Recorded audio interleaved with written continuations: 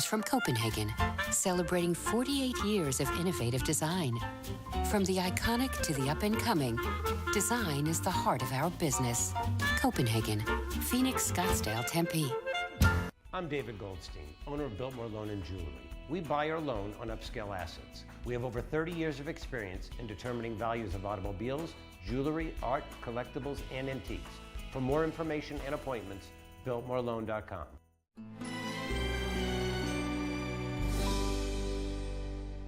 I'm Chef Mark Tarbell. Join me for Check Please Arizona.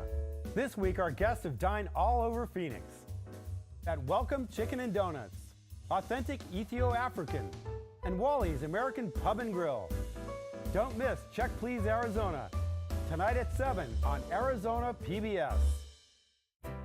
Explore new ideas and new worlds here on Arizona PBS, a community service of Arizona State University. See this playset? There used to be a pickup truck sitting there, a truck I didn't use and didn't want. So I donated it to public television, and they took care of everything. In addition to supporting my favorite programs, I earned a tax deduction. Turn something you don't need into something you really want. Contact the Vehicle Donation Program. Coming up next on Arizona PBS, Life and World. PBS Online. Share, tweet, watch. Coming soon to Arizona PBS. In a time of change, where can you find in-depth reporting and thoughtful analysis? Washington Week on PBS. Join moderator Robert Costa. When I was at the Capitol this week, I encountered the same. And a panel of award-winning journalists. You're seeing a divided nation, and you're seeing... For insights and perspective. Tonight there was a key development in the Senate. You won't find anywhere else. What a week. Washington Week. Friday night at 7 on Arizona PBS. Support for Arizona PBS comes from viewers like you and from... Support comes from Citizens Clean Elections Commission, your source for unbiased voter information. Watch an upcoming debate and vote informed this election. Visit azcleanelections.gov/debates for dates and ways to watch. From the Cronkite Studios in downtown Phoenix, this is Cronkite News. An excessive heat warning that could jeopardize your health. On the hottest day of the year, volunteers are doing what they can to keep people cool. Arizona's wildlife is thirsty for water. What the state is doing to keep animals hydrated during our drought. What will you vote on in November? Today's the deadline for signatures for those hoping to get initiatives on the ballot. Cronkite News starts now. Good evening and welcome to Cronkite News on Arizona PBS. I'm Allison Snell. And I'm Felipe Corral Jr. Thank you for joining us. Today has been the hottest day of 2018 so far. This type of heat is not just dangerous, it could be deadly. We are facing an excessive heat warning for much of the state. As Emily Richardson reports, here in the Valley, volunteers are doing what they can to keep everyone safe. I'm in Phoenix at a Salvation Army heat center where they provide water and air conditioning to people during extreme heat warnings. We get a smile from the people we serve, whether it's passing out water or doing some of the other volunteer work that we do. It's a great reward, and it just helps us. It encourages us to continue to volunteer. Joe Manfreda has been volunteering with the Arizona Salvation Army for more than 6 years. He says sitting in the heat is worth helping others. It's a bit uncomfortable, but 3 hours is about enough. We don't want to do much more than that, but we survive, and it's worth it. On top of having heat relief stations at their locations around the valley, they also dispatch mobile hydration units to portions of Metro Phoenix with high populations of homeless individuals. Well, we want people to make sure that they stay healthy, that they don't have any heat-related illnesses or challenges. But we know this is a necessary thing to do to get people water. They say that even on days when they don't have heat centers set up, you can stop by their locations for water. In Phoenix, Emily Richardson, Cronkite News. This heat wave is so severe that tonight the low temperatures might not drop below 95 degrees. Tonight and tomorrow, people are advised to stay indoors as much as possible. but there is a good chance the monsoon will finally appear. Rain and thunderstorms are in the weekend forecast for much of the high country. Here in the valley, there's a chance we could also see some rain and possibly windy conditions with blowing dirt or a dust storm. An underweight and dehydrated newborn foal is recovering tonight after being found abandoned. The horse was found earlier this week outside of Mesa. It's believed to be one of the wild horses that live along the Salt River in the Tonto National Forest. The horse is only a few days old and about half the weight it should be as a newborn. The Salt River Wild Horse Management Group is taking care of the animal. The group thinks it was born so weak because the wild horses are facing dehydration and malnourishment due to our 2-decade-long drought. There's a growing fear that wildlife across the state is facing dehydration from the lack of rain and winter snowmelt. Arizona Game and Fish has thousands of man-made watering sites. Jordan Daphnis reports how the state agency works to help wildlife from bugs to bears. The first water catchments were built in the 1940s for game animals like quail and dove. But larger animals began drinking from the catchments, and the Game and Fish Department knew they needed to bring water to all Arizona wildlife. Now there are 3,000 water catchments providing water to all wildlife, from tiny insects to large bighorn sheep. You're not hallucinating. This is water in the middle of the desert. 10,000 gallons of water to be exact, kept here for wildlife by the Arizona Game and Fish Department. If I turn this truck on, the water hits this apron and it runs down, and there's a gutter at the other end. And that gutter will collect that water and put it into the tanks that are underneath this roof. The department has already brought out 650,000 gallons of water since January, but because of the dry season, they need to distribute a lot more. So it was a hot, dry summer, and then we really didn't get very good monsoon. And we depend on the monsoon to help fill these things.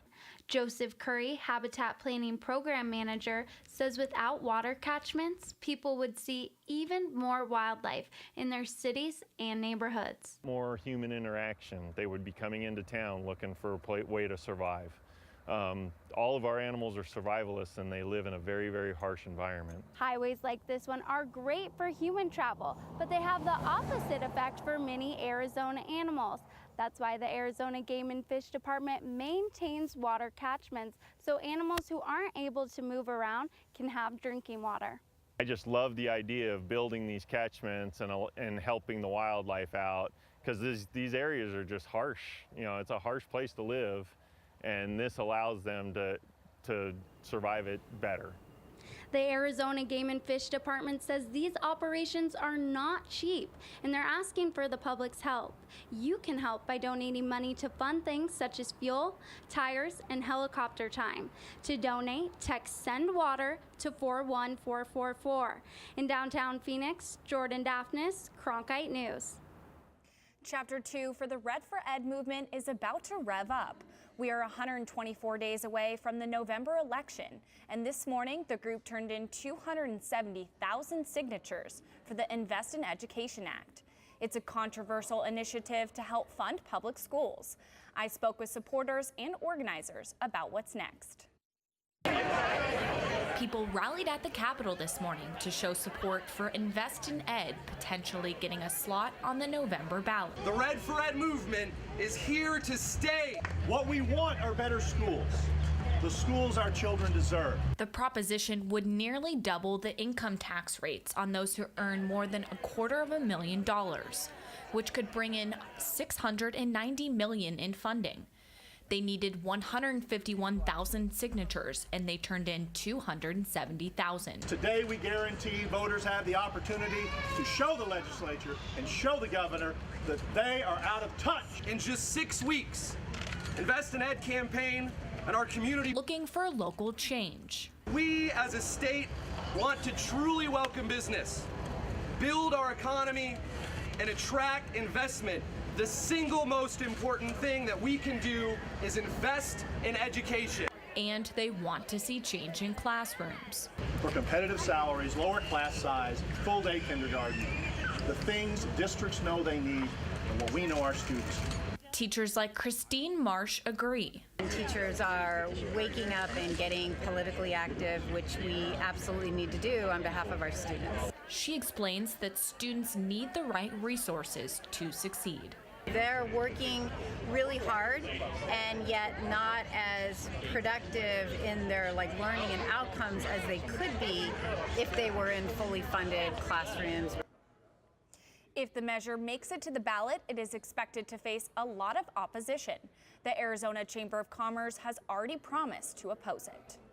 This morning, Clean Energy for a Healthy Arizona filed nearly 500,000 signatures with the Secretary of State's office. The ballot measure calls for increasing the state's renewable and solar energy standard. In essence, cleaner energy would then lower air pollution. Clean air and water are essential to maintaining our health, and if we are given the choice this year from transitioning to dirty energy into clean, healthy, and affordable energy such as solar and wind, then we should embrace that choice. The Clean Energy campaign will face pushback from utility companies which claim the initiative will raise your rates. There are also claims it could shut down the Palo Verde nuclear generating station. The process of reuniting kids with their parents after they were separated at the border seems like a logistical nightmare. But now, the government is turning to science. Coming up on Cronkite News, a new procedure to put in place to help children get back to their families. Plus, a new photo exhibit examines a border wall, why the artist says a wall would damage much more than the U.S.-Mexico relations. I'm Judy Woodruff, anchor and managing editor of the PBS NewsHour. The journalists of tomorrow face a fast-changing media landscape, but quality news remains vitally important to our communities, our country, and our world. At ASU's Walter Cronkite School of Journalism and Mass Communication, students learn solid, reliable reporting, holding the powerful accountable, and rebuilding the public's trust. The Cronkite School and Arizona PBS, preparing the next generation for a stronger future of journalism. As journalists at Cronkite News, we report on stories that matter to you by focusing on the local impact. We dig deeper and work tirelessly to keep you informed. Live in Wickerburg. Live in Los Angeles. In Cleveland. In Washington. In Louisville. From Jerusalem. Live in Philadelphia. From around the world to right here in Phoenix. At Cronkite News, we report the facts and stick to the truth. I'm Ted Simons, host and managing editor of Arizona Horizon. The 2018 election season has arrived. Join us for primary and general election debates.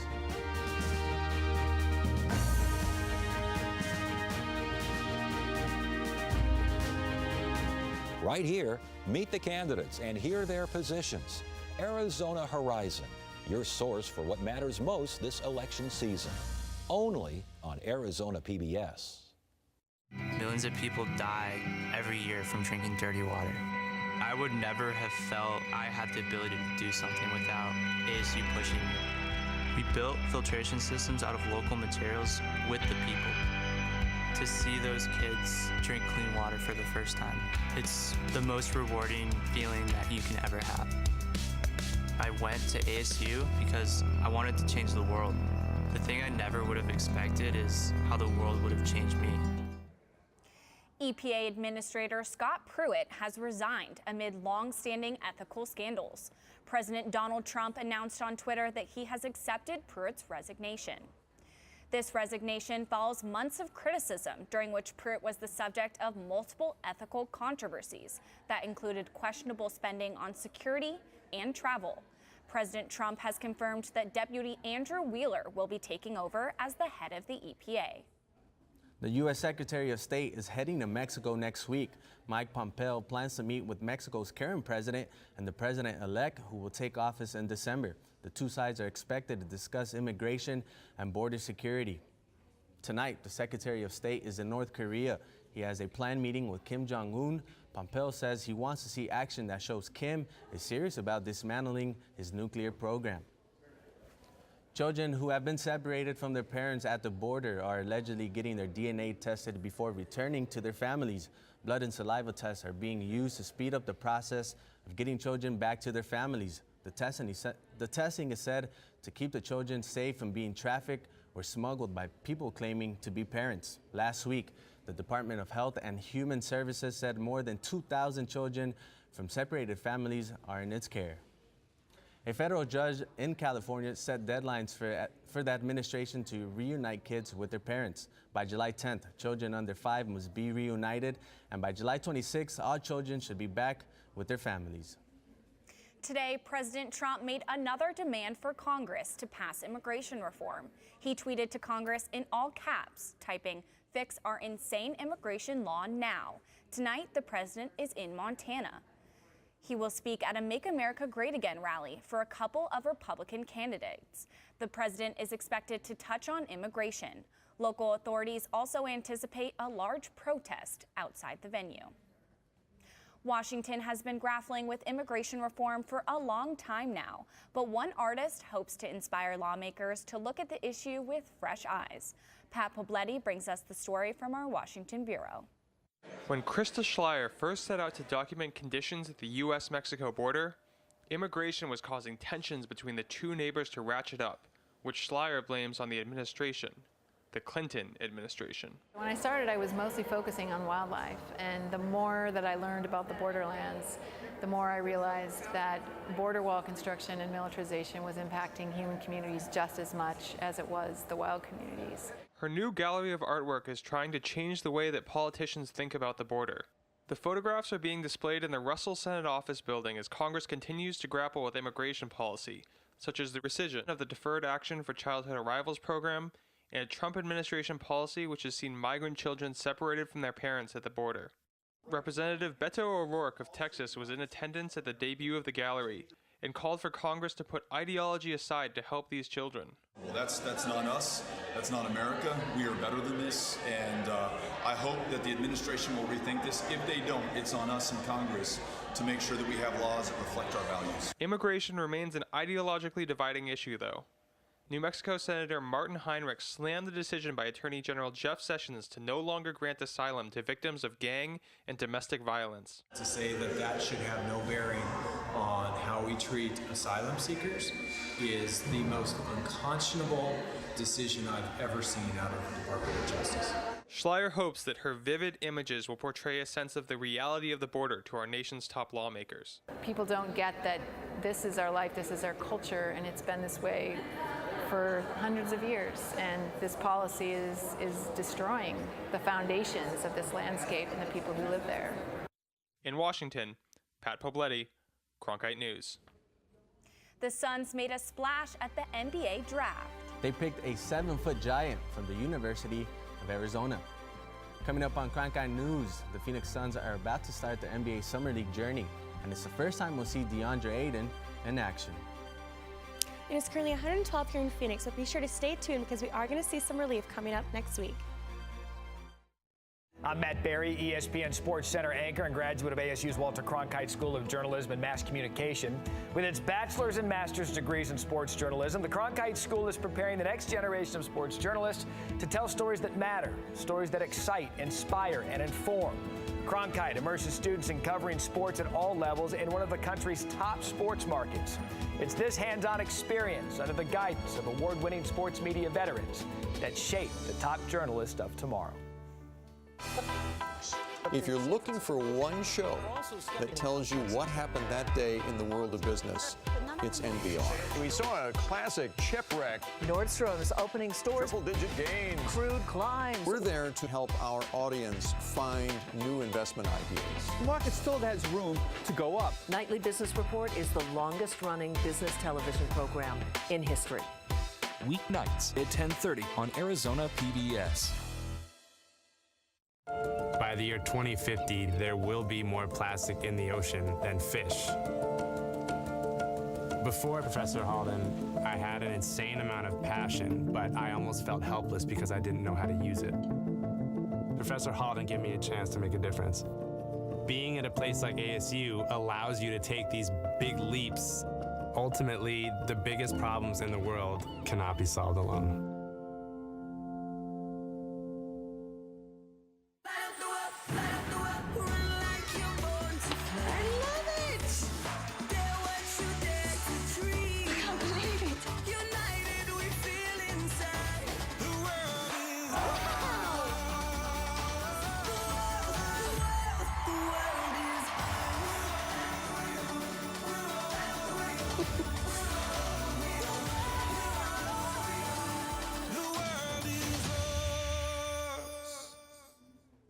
If you've racked up fines at the library, you can now pay them back with food.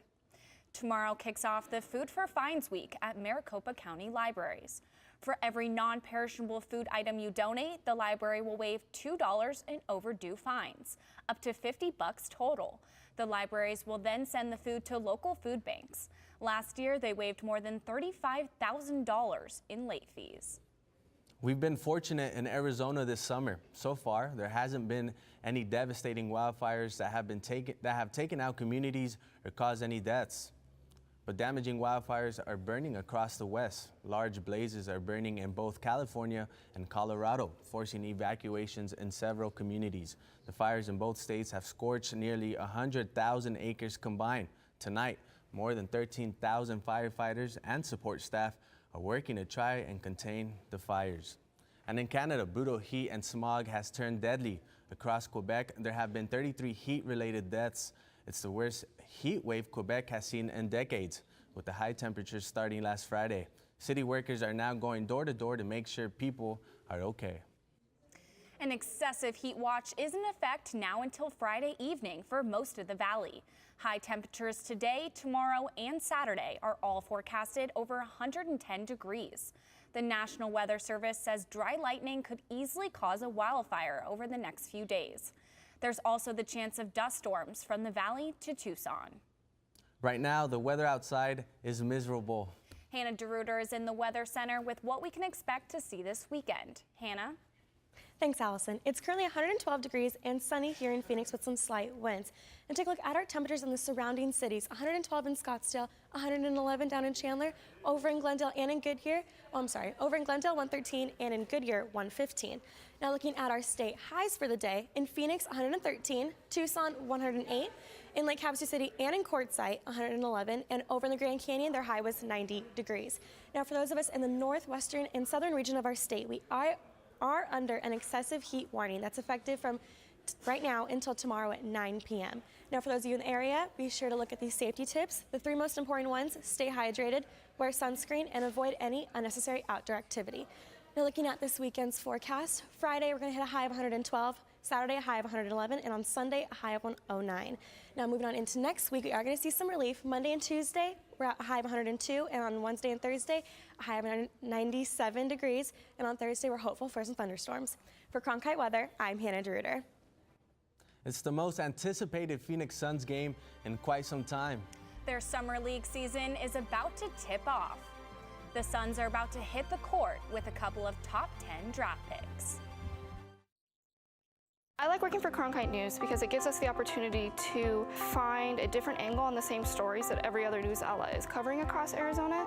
As students, we have the opportunity to cover issues in all across the state of Arizona. It gives me a good chance to sharpen my skills, improve my skills, learn the techniques in a newsroom and in the programs and teamwork and technology, getting me prepared for the real world. And at the same time, I think we do a great job, make some great stories, do great journalism for the city of Phoenix and state of Arizona.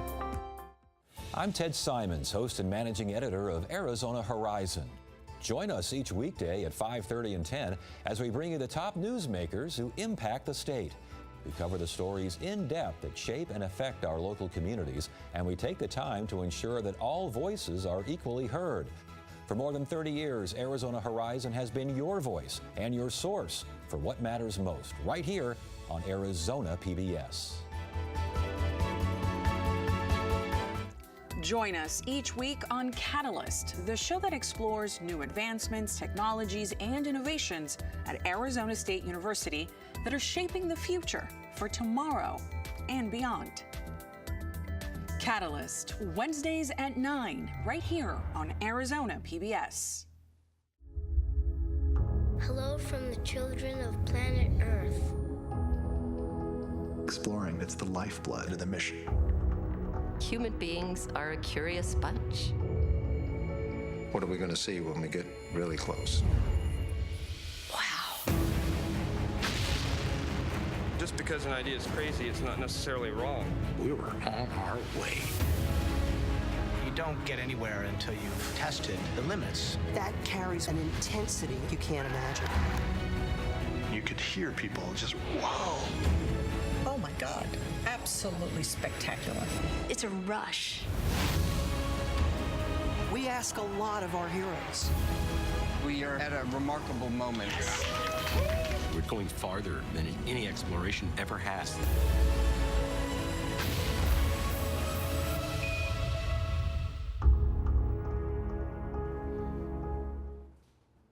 Phoenix Suns fans will see the NBA's #1 overall pick and the team's new head coach for the first time in a game tomorrow at the NBA Summer League. Madison Curley caught up with the team earlier today before they left for Las Vegas. The Suns hired Igor Kokoshkov as head coach in May, and just a couple weeks ago selected 4 players, including Arizona standout DeAndre Ayton in the NBA draft. Now all will debut together in the NBA Summer League this weekend. The Summer League spans 12 days and for the first time features all 30 NBA teams. The Suns will play at least 5 games and perhaps as many as 8, depending on how they perform in the tournament that wraps up league play. Although it's just an exhibition, Kokoshkov says it is critical to his team with so many young faces and a new coaching staff. There is no one game that's not important. You know, when it comes to the summer league, regular season, it's off season, but we're building something different, something new, and starting from scratch. So it's important. The Suns tip off Summer League play tomorrow night against the Dallas Mavericks at 6:30 p.m. In the broadcast center, Madison Curley, Cronkite News. The wage gap between genders may start earlier than you think. The average woman earns 80 cents for every dollar a man makes in the workplace. And now, according to new data, this gap could start as early as grade school. 2018 data from a Chores and Allowance app reports that the average boy earning an allowance makes $13.80 every week. Girls, however, earn less than half of that, and at a mere $6.72. Parents may not be intentionally paying their kids different amounts based on gender, but the app's CEO says regardless of intent, it's happening. Attention coffee drinkers, findings from a new study might have you reaching for another cup of Joe. Researchers in the United Kingdom looked at how coffee drinking habits affect lifespan. The study followed more than 500,000 participants for 10 years. The result, researchers found that the more coffee a person drinks, even up to 8 cups a day, the lower the risk of earlier death. According to the study, decaf coffee has the same benefit. Cronkite News is proud to be the news division of Arizona PBS. Here's what's coming up on Arizona Horizon and PBS NewsHour. On the next Arizona Horizon, there's an agreement to get a multi-state deal regarding Colorado River shortages in place by the end of the year, and a new way to more quickly clear accidents on Arizona freeways. I'm Judy Woodruff on the next NewsHour, the final installment in our series from Yemen, Behind Rebel Lines. That's Thursday on the PBS NewsHour.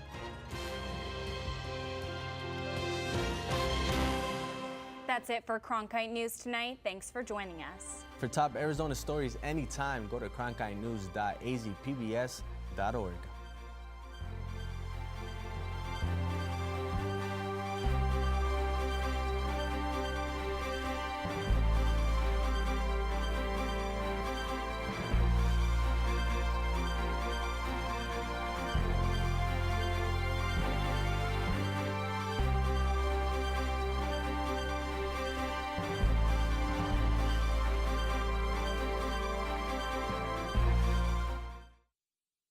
Support for Arizona PBS comes from viewers like you and from Deanne Griebel, now with Moores & Cabot Investments, serving investors since 1890, proudly supports quality programming on 8 Arizona PBS, 480-725-9602.